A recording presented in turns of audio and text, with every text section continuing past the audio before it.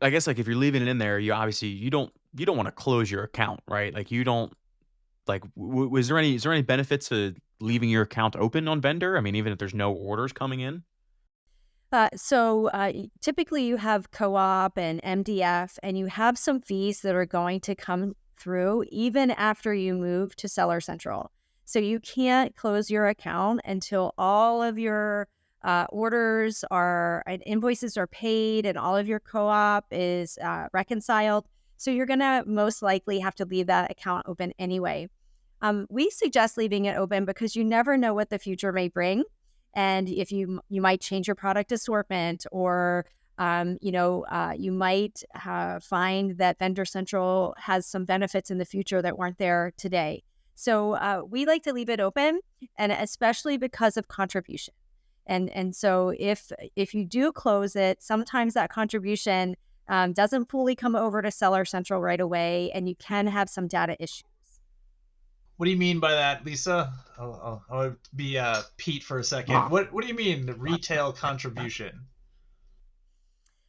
So even though we might have brand registry, Vendor Central is called retail, and they tend to still hold in the hierarchy of contribution. They tend to be at the top of the pyramid, even though you have brand registry. So let's say you change an image.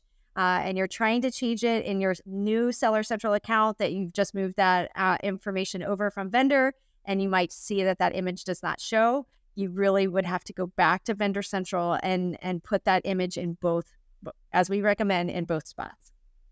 And I'll piggyback on that a little bit.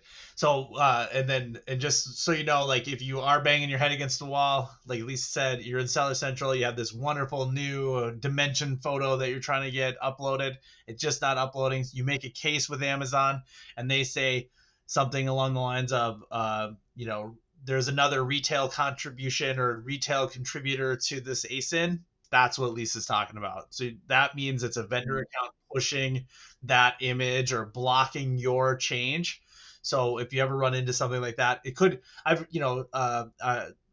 side conversation, I guess, would be I've done that for other clients, and somebody it'll say retail contribution, which means a vendor account actually is controlling their ASIN. But that's another conversation.